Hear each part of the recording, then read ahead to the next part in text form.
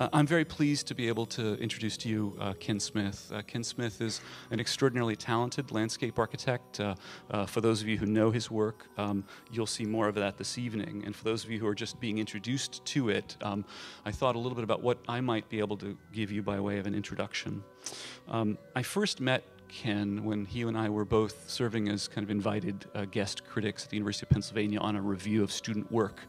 And at the end of this, I thought, well, that was a smart young guy. And he handed me at the end, as we exchanged cards, a kind of card printed with his name and office address in New York, printed on latex, a slightly limp quality to it. And, you know, in the culture of business cards being what it is, that kind of got my attention.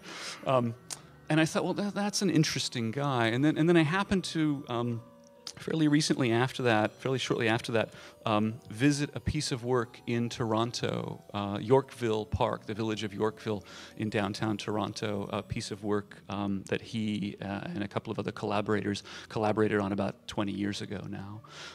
Yorkville Park is an extraordinary public landscape, I think among the finest we have in North America, and it's recently been acknowledged by the American Society of Landscape Architects with its Landmark Award, which is given to a project that, while it may have had some notoriety, has really lived up to the test of time. It's an extraordinary piece of work. Since that time, you've come to know Ken's work at the MoMA Roof Garden, a landscape to be seen and not necessarily occupied, and his interest, maybe his appetite for the synthetic and the less than natural. And at the same moment, you've seen his more recent work on both coasts, the East River, kind of infrastructural scale work in Santa Fe and in Southern California for very large public parks and infrastructural and urban projects. In that regard, I mean, Ken's practice really epitomizes a range of scales and appetites that's quite singular. I don't know who else to put in that category precisely. I think of Ken Smith as a singularity in that regard. And certainly from the Gardner's position, my position, we're very pleased to welcome him as among the A-list of landscape architects in North America and the world. Please welcome Ken Smith.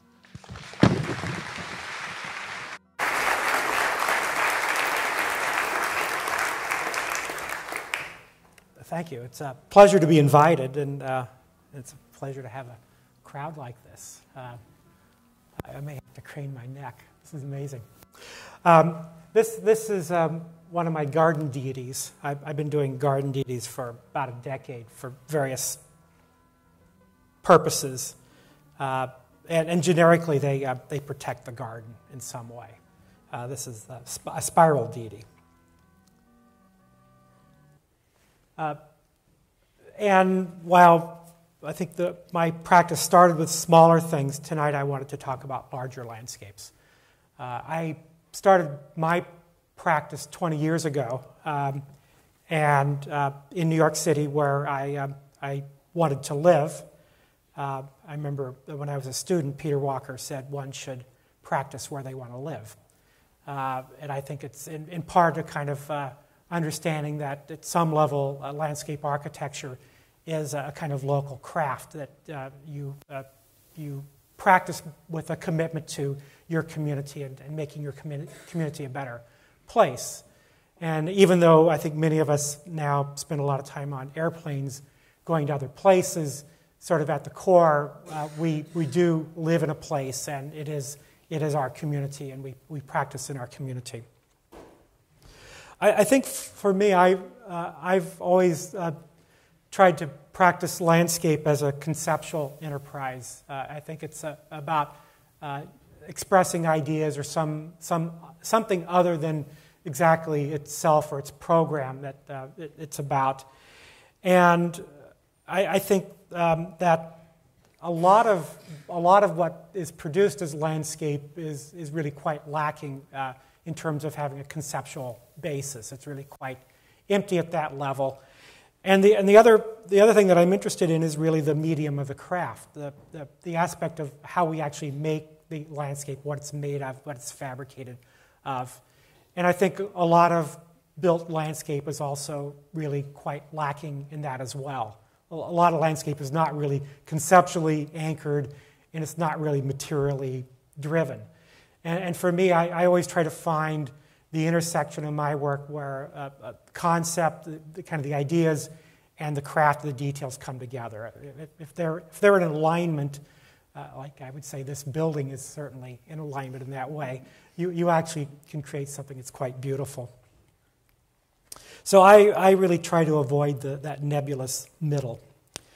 When I was starting out, I had no work. It was a recession, and I had just moved to New York from California, so I didn't really have any social connections. And I was teaching part-time at City College of New York and starting to know folks through that realm, which really started to set an agenda for me, which was sort of, I would say, social and public-based. A lot of the discussions that we were having at that time at City College were really about public space and how you made good social spaces, because that was really sort of how you think about places in an urban place like New York City. And eventually I started to get invited to charrettes and workshops that were organized by public groups like the Municipal Art Society, civic groups. And they were asking questions about marginal spaces in the city, old abandoned waterfronts that needed to be renewed, or those awkward spaces underneath elevated highways in the city, or the spaces in and among a highway interchange, or the spaces that were really kind of dominated by infrastructure. And so to me, that was interesting. It was really kind of the challenge, I think, of my generation, was to really not go out into the countryside and convert natural landscape into something built, but really to reoccupy space that had already been used, and maybe not used wisely, or had been abandoned, or in some way was marginalized, and try to reclaim it, transform it into something that would be useful within the city.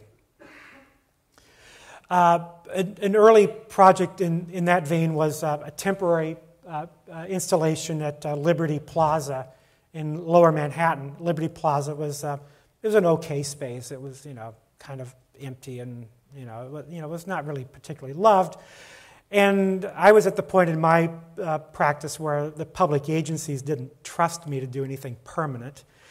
So I could get temporary things, because, well, if I screwed them up horribly, they would go away and it wouldn't inflict any permanent damage on the city.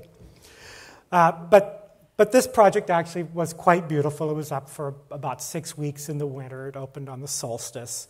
And I collaborated with a lighting designer, Jim Conti, who I've worked with on almost all of my projects since.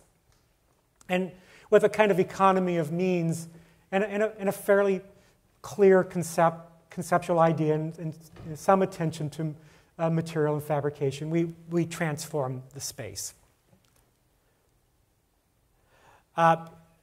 Also around that time, I was starting to get invited to be on artist teams, and I was on an artist team for a project in San Francisco for the 3rd Street Light Rail.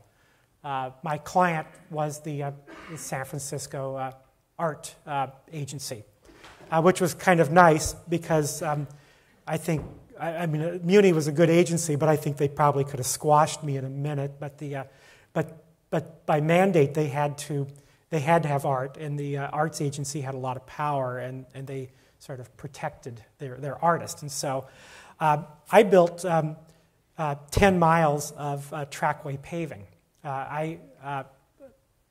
Sort of strategically, I determined that the paving was the biggest opportunity on this project. And so I put together a proposal for the paving. And I was listening to you can barely see it here, but you can see the kind of alternating bands of red and black.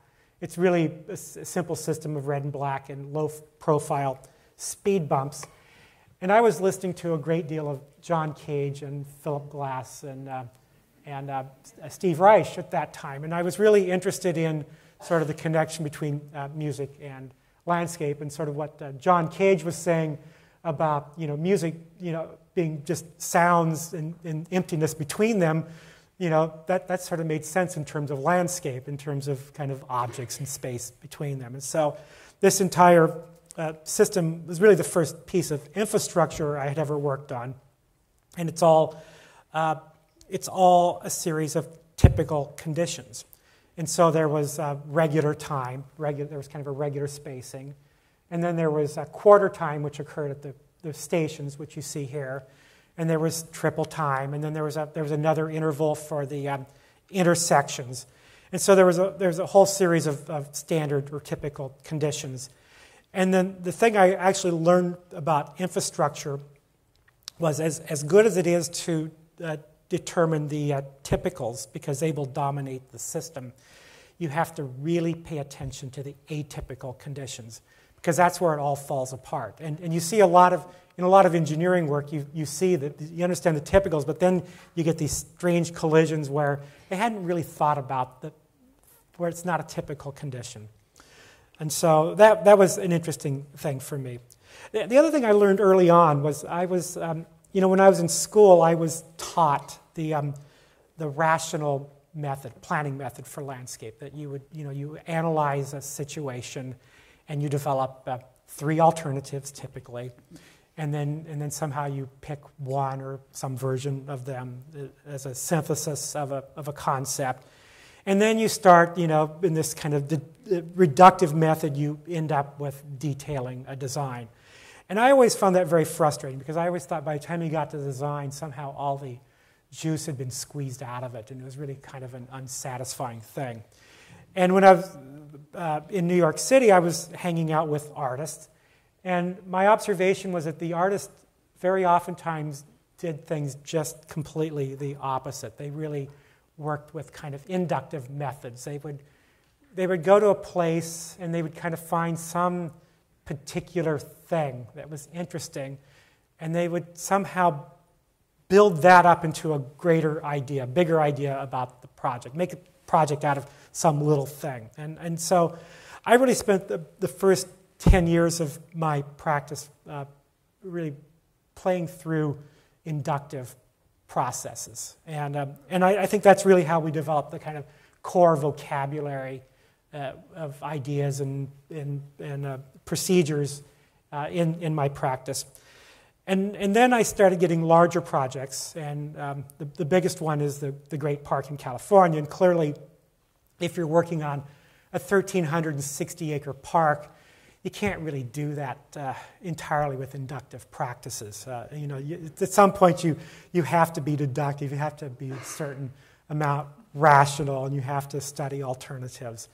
And I would say that today, the way the office works is we try to actually engage both the deductive and the inductive, and try to do them in some way simultaneously. And it's my belief that will give you something that's rational and works, but still has some juice or some ideas left to it at the end of the day.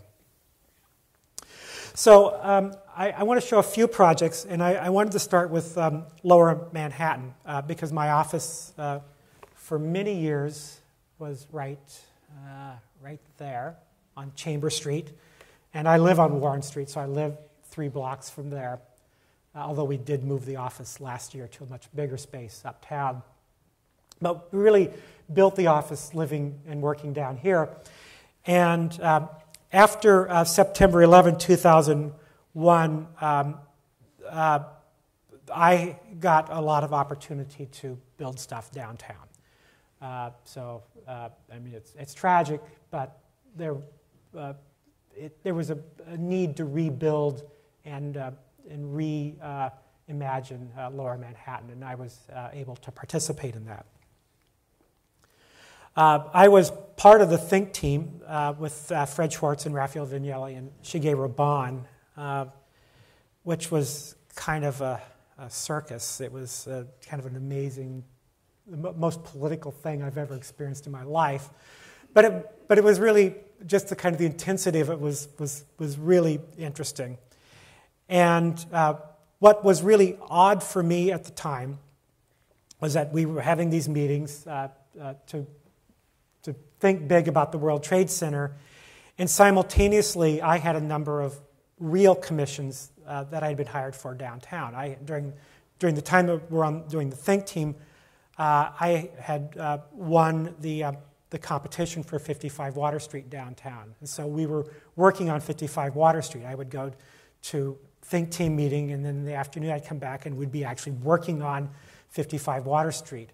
And I had also been hired by Larry Silverstein to work on the rebuilding Number 7 World Trade Center.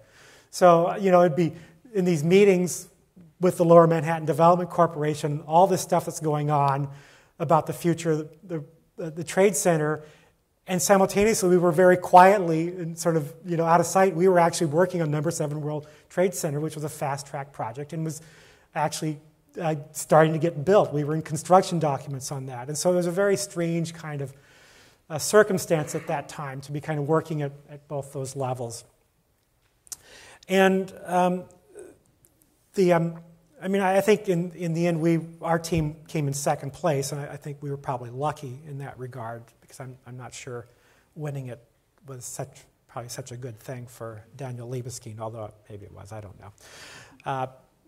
But I do think that a lot of actually good come out of that. I think the memorial is quite beautiful and quite moving and quite good. I think Peter Walker's work there is quite good, and I have to say it's very nice having a tall building again. The Number 1 building is topped out. You can see it from Kennedy Airport, and it's nice having that kind of prominence back.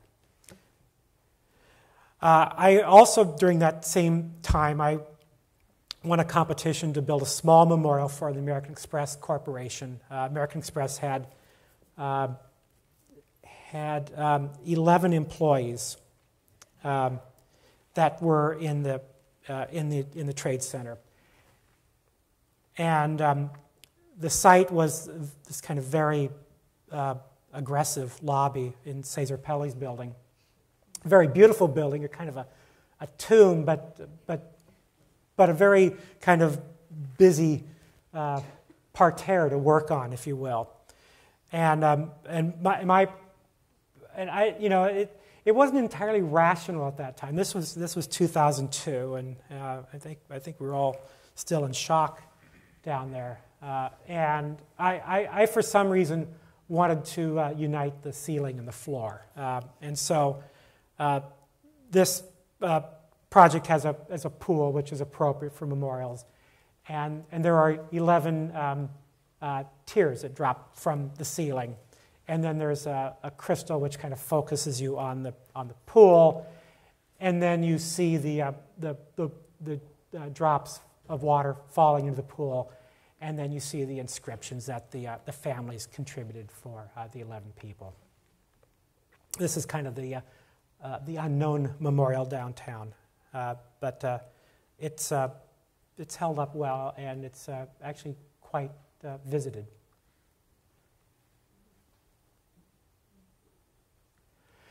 Uh, 55 Water Street. This is the first time I worked with Rogers and Marvel, Rob Rogers and Jonathan Marvel. Jonathan and I were at the GSD together at the same time. He was in the architecture program.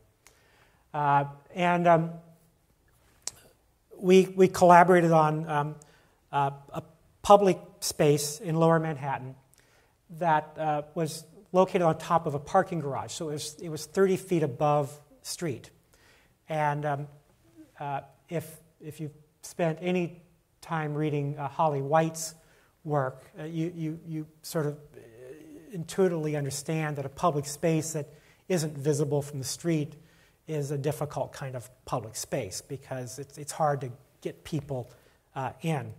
And in fact, it was a very tough space. It was a 70s plaza. It was a bonus plaza in New York City zoning terminology, which meant that the developers got a lot of extra square footage for their building in return for creating a public space. And a lot of the public spaces that were created under this program were not really very good spaces. They were not very public, and they didn't really work very well as social spaces. I mean, who would want to go up those stairs? And then once you got up there, there's the most remarkable view of the New York Harbor on the other side of that wall. So Rob and Jonathan and I, we decided very, very quickly that the challenge was to get people up there, certainly, but also to really reconceive this space as not a plaza, but as an urban park, something that was a lot greener. And so we spent a lot of time working through the escalator corridor, breaking down the scale. I'll show that to you shortly to make it much more inviting and easier to get up. And then we also designed a beacon on the corner that was visible from the street below, actually visible from Brooklyn. So you started to understand that there was something up there. And of course, with the grove of trees that we added, there were landscape elements that you could see from the street. So it became a little more palpable that there was, in fact, something up there. This is an early study model to eliminate the wall. There was something structural about that wall that we were actually unable to eliminate. And so I wanted to lift up the landscape. So this is a sloped terrain that takes you up. And because this is all on structure, we had soil limitations. And so the strategy was to create a series of earthen dunes that would provide enough soil volume that we could get a robust planting. And so we get about 3 feet of height in the maximum condition with plantings that gets it above eye level, so you actually get some sense of separation and seclusion in the space. And what's interesting about this, I think, is when you arrive at this space, you still can't see the waterfront. You still can't see the harbor. But as you start to move up the slope, the harbor starts to reveal itself. And there's a moment when you get toward the top and you break above the horizon line that the entire waterfront kind of dramatically unveils itself. And it's really quite a nice moment. And then there's a series of social spaces in between the dunes. And then the other space that is alongside of this is the space that Rogers and Marvel had a stronger hand in, is really an amphitheater, a more architectural space that's geared toward performances and activities. And the lawn is scaled for events. And so I think the third thing we did up here was to really put an emphasis on programming to make it active and have an ongoing series of events that would draw people up. That's a sense of the dunes. And it really is a beautiful space. It's now, it was completed in 2005. So it's got enough age on it that it actually is performing well. I have people tell me routinely that they love the space, they use the space, it's a good place to have lunch. They show movies there in the summer, so that's very nice. And the plant palette, while fairly simple, has actually done quite well up there.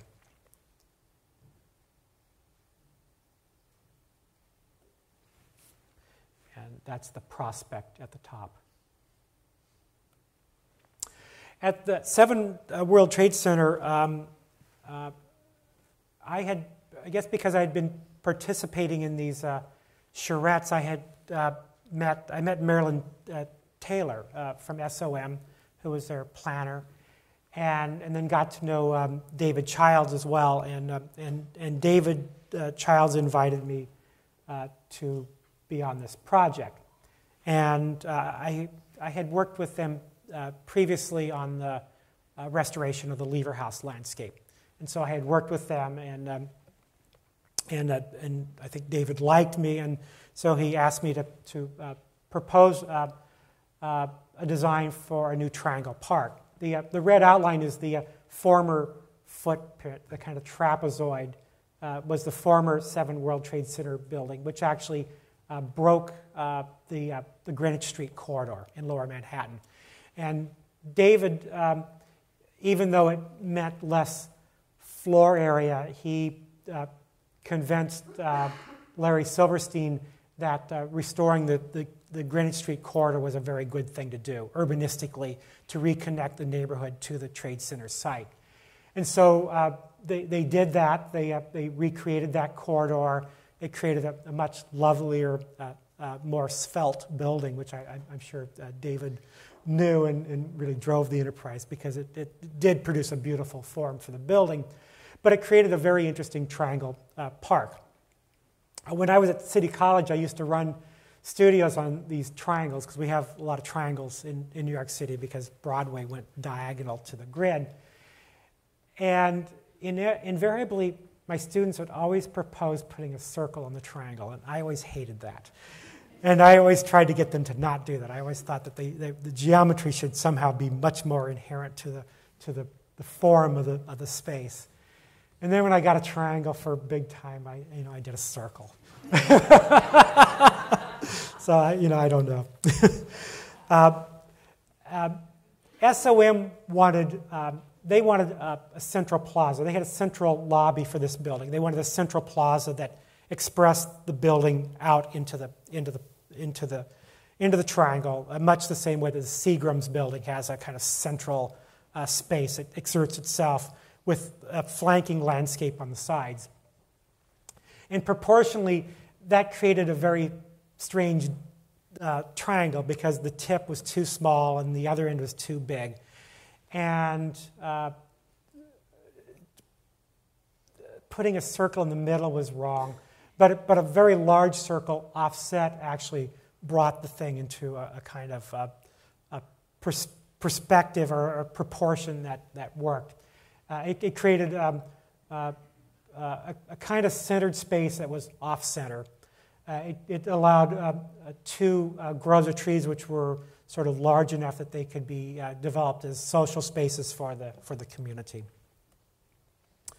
And there was a real emphasis to think about it in terms of seasonality. And I think that we're working on this in 2003, and I think sort of in the aftermath of the attack on the Trade Center, I think that everyone, and you can see it in the building, you can see it in the park as well. There was I think a real desire to create spaces that were very composed, and spaces that had a real kind of clarity and simplicity and grace about them.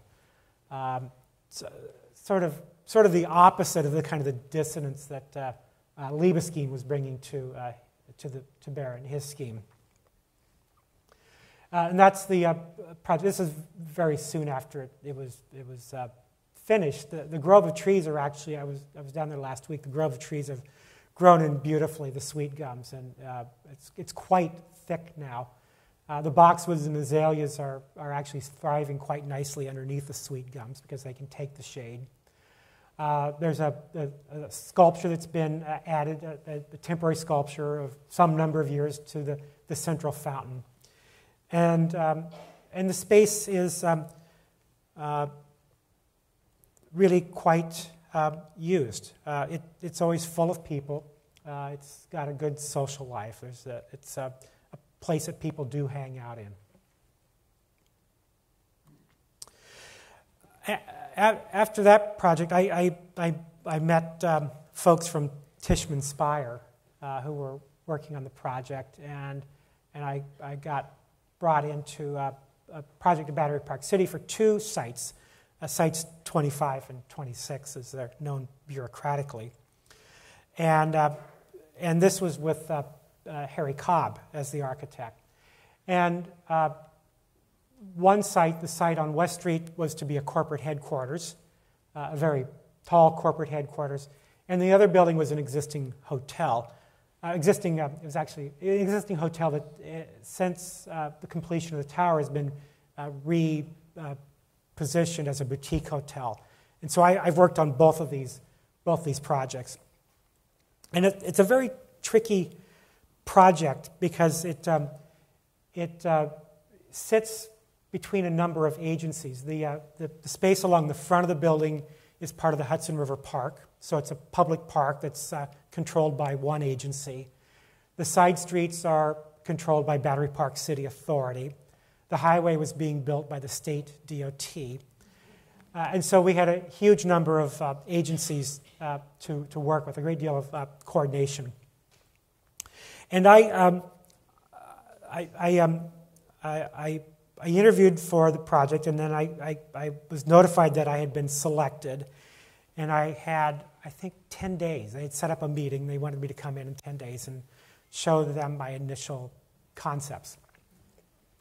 And 10 days is not a lot of time. And I was traveling, and so I did some very simple Photoshop diagrams and a very simple little PowerPoint presentation.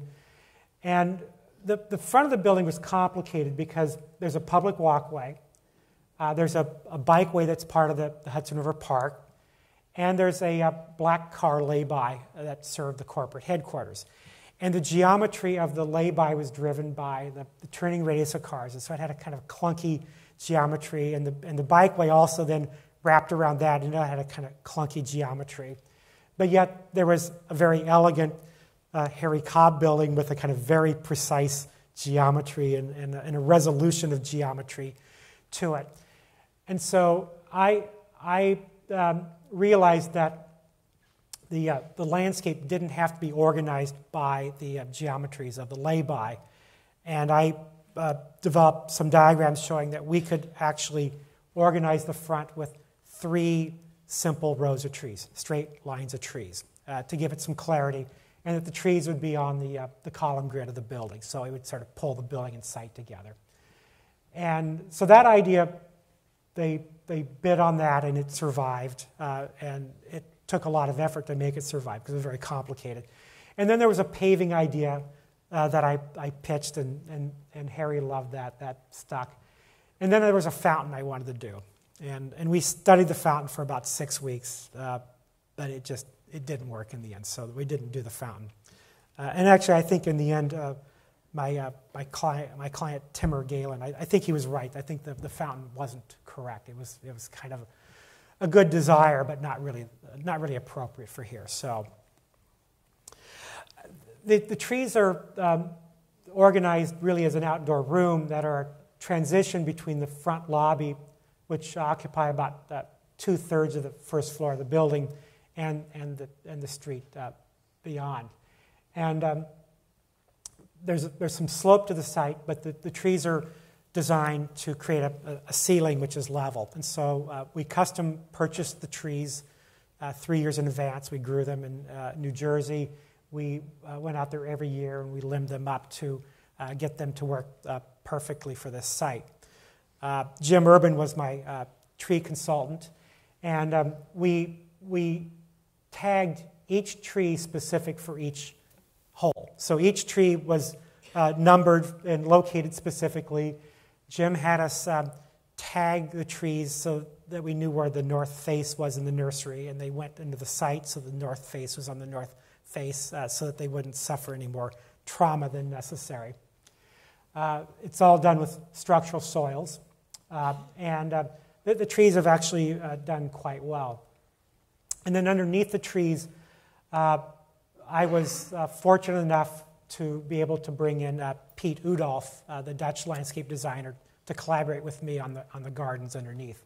And so we created a series of gardens that are really formally structured with topiary boxwoods, and sitting in these raised plinths, these metal plinths, and then in between a kind of herbaceous garden. And the boxwoods have now been through their second pruning. I'm not supposed to tell you this because it's not, as landscape architects, we don't actually engage in physical labor, but I have personally pruned these shrubs, the first 2 prunings, because they're to be cloud formation, and we're trying to take individual boxwoods and we're trying to make them into a larger form. And all the maintenance crews all they know how to do is make meatballs. And so the only way to really get the forms that Pete and I wanted was that I shaped them myself. And actually, I'm pretty good at pruning. It's a pretty good garden. We have some maintenance issues we're working through, but it's off to, I think, a good start. I also did gardens on 3 roofs. This is the roof on the 8th floor. This is a green roof. And the geometry of these gardens is very particular because it's Harry had a couple competing geometries going on. And so I'm playing with Harry's geometries here, which was actually kind of fun. And then on the 42nd floor, there was a pair of roof gardens that were off of the executive suites.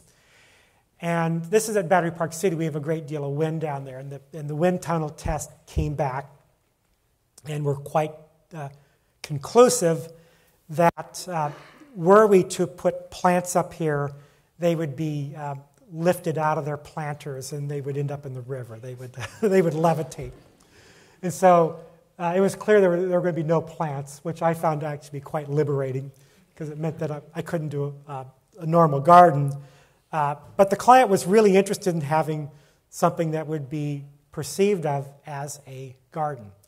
And so you can see working with the geometries of the building, and I proposed a hedge garden made out of stainless steel.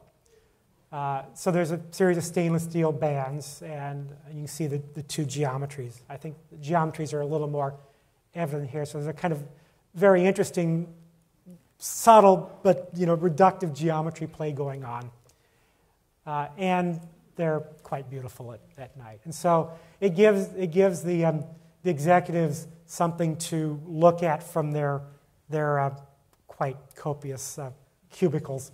A little bit of foreground to the city beyond, but it's not trying to hide the city. It's not trying to pretend that it's anything but what it is, a sort of synthetic hedge garden. The other roof on the hotel, the repositioned hotel, Monica Ponce de Leon worked on this. She did these beautiful veils inside the lobby. It's actually a very nice project. I was given the roof, which was not occupiable. Nobody was ever going to be up there except for this little rooftop bar. But it was really a landscape that was going to be seen from around. So it's similar to the MoMA roof in that way. And it was very complicated because it was an existing roof. And, for example, this area had a weight load of 0. This area had a weight load of 0. This area, for some reason here, had a weight load of 15 pounds per square foot. To do a normal, extensive green roof, the kind of sedum roofs that you see everywhere, require about 24 pounds per square foot. So we couldn't even do a normal sedum roof. But we worked with Charlie Miller from Roofscapes, and we actually developed some strategies where we did a sedum roof that normally has 4 inches of soil. We did it 1.5 inches. And then up in here we had some areas where we had about 40 pounds per square foot. So these are gardens for vegetable gardens for the Danny Meyer restaurants. And then the only place up on this tower, the stair tower, that was the only place we actually had any load. We had 100 pounds there. So that's the only place that has any trees. And this is during construction. You can see how, really this is kind of, I have to say, a kind of heavy-handed exercise of really forcing a kind of geometry onto a place to kind of overwhelm all the incongruous things that were going on to actually give it some semblance of cohesiveness. And so the patterns kind of wrap around things. And this is the detail. This is the sedum planting. In order to get the weights down, we had to intersperse bands of rubber because the rubber weighed less. And then we used a crushed white marble and crushed glass. And then the bands over here are still waiting to be painted. And the really, I think, kind of only technologically interesting thing is really this header that we developed that kind of structures everything. It's sort of the thing that makes it all work. it's nearly complete now. So now I'll show you a couple kind of public projects, and then we'll wrap it up. I've been working on the East River waterfront esplanade for 8 or 9 years now. I think one of the things I've learned on public projects, and certainly anything that involves infrastructure, is that it takes a long period of time to do them. The Santa Fe Rail Yard Park took 8 years. Croton Reservoir Water Treatment Plant Golf Driving Range, which I won't show tonight, but that's a really interesting project. That's going to take 8 or 10 years to complete. This project started as a master plan project that was Richard Rogers and Shop had won the master planning project. They brought me in, and we spent about a year looking at development potential. The theory was that the city could build new high-rises outboard from the seawall, and the money generated from those new projects in terms of tax revenue would then pay for the development of the public landscape and the maintenance over time. Although the neighbors hated that idea. Anybody who actually was down there and had a building near the waterfront and a view was morally and mortally opposed to it. The community board hated it. And so it very quickly was a dead idea. In the meantime, the city got a grant of $165 million from the Lower Manhattan Development Corporation as part of the rebuilding of downtown after 9/11, as part of the federal money that came into Lower Manhattan. So at this point, the project was put back out on the street, now as a kind of exercise to design public amenities within the space that was available for somewhere between a 1.5 mile or 2 mile stretch. And Shop and Arup and I won that project. Rogers was not interested at this point because there weren't any buildings involved in it. But Greg Pasquarelli and I, Greg from Shop and I have really been leading this project. The New Yorker liked it. This is the site. And the thing I would point out is if you look along here, you'll notice that it's hollow underneath. Much of the site is actually on relieving platform. It's on structure. There's water underneath. There's actually no soil depth, and not a lot of weight. So, I mean, it's essentially like working on a roof. And then the other thing I would point out is the FDR Highway, and it sits over the only part of the site that actually does have soil. So the part of the site that does not have soil has abundant light and exposure, and the part of the site that has soil has no light. So that was difficult. It's part of the city's plan, part of the Bloomberg administration plan to create more public space. And interesting, this is the outline of Central Park, and the proposition is at Governor's Island that West 8 is working on, and Brooklyn Bridge Park, which Michael Van Valkenburg is working on, the Hudson River Park, which is going up the west side, and the East River Park are actually creating something on the scale of Central Park for the Lower Manhattan neighborhoods. And it's a very interesting proposition, and it's really starting to come to fruition. Our job was really to look at this piece of derelict waterfront and to respond to the neighborhoods and the connections and actually create an amenity that would be usable for people who live downtown. These are some of the early diagrams. These diagrams are showing an idea we had about meandering. We didn't want to create a promenade. It's not a march. Part of the thing is to kind of take urban people and slow them down a little bit. And so the whole thing was configured as a kind of meandering space, but not like a 19th century park. I think we felt very strongly that it should be contemporary. It should kind of respond to the conditions that are present here. And so we developed a kit of parts idea for the landscape. The seat walls were kind of a primary piece of the kit of parts. The seat walls allowed me to capture a soil volume, basically above grade. The seat walls are really the device upon which I could mound soil up to create kind of very large dunes, large enough that we could actually create small groves of trees. And of course, the dunes make sense because it's a kind of landscape that one would find in the terminal moraine of New York City along the waterfront. They also then become the fixture for the seating and also have embedded lights in them. There's also, this is the early study model that shows that idea.